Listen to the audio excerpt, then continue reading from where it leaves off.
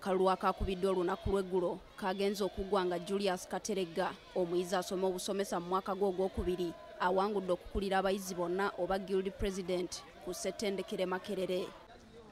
Kateregga abadde avuganya wansi w'ekisinde kya People Power ne Uganda Young Democrats yawangudde n'obululu 3922 bw'atyo n'amegga bannabala 8 be yabadde nabo mu lwokaano luno.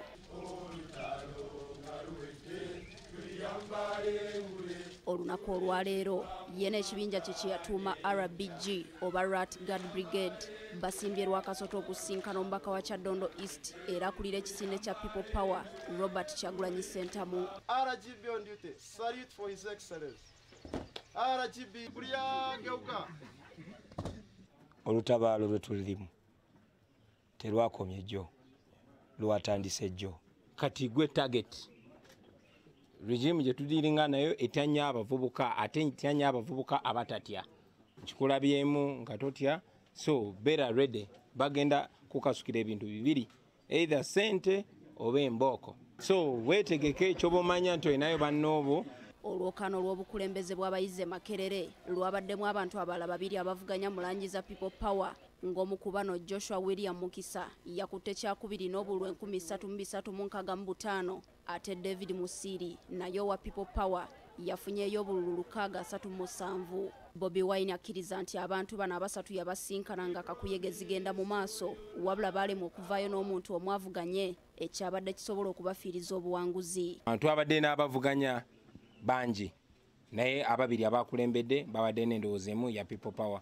Twakigezaako okubakwataganya tufunemu candidate omu weewaawo tulina okukkiriza titwalina emirimu mingi twakola so tetwakikola mu budde naye era okumanya nti tulina obuwagizi bungi twalina okukkiriza nti Katonda ajja kuderivalinga omuntu omu kufe ajja kuwangula. Abayizi okulemwa okuvaako omuntu omwavuganye mu langi za People Power tekisoose kweyoleka wano wokka. Ebitundu bingi bangi abakoonagana mu byobufuzi nga buli omu ayaayaanira kugira mu kisinde kya People Power. Kyagulanyi agamba nti newankubadde bawangudde eno yabadde ensobi nnene ddala era baliko kye bayize. However kituwa ekyokuyiga kubanga singa otunula obululu bwonna bwe bafunye singa twasobola okuharmonizinga position candidate omu twandiwangudde mu mpangula etali ya bulijjo era kyandisindise message y'amaanyi okusinga kye kyasindise kati. Mazima amatuufu okulonda kuno singa kwade kwa president era Museveni yanizemu twandibadde tumuwadde ekkubo wabbira obululu kubanga obutakkaanya bwaffe kati ekyo kitulaze kye tulina okukola maaso gye tulaga.